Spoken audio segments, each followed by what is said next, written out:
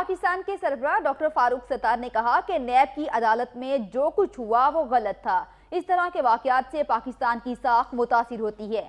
سمجھتے ہیں کہ یہ عدالت اور پاکستان کے آئین کی توہین ہے۔ اداروں کے احترام نہیں کریں گے تو پارلیمنٹ کو بے وقت کریں گے۔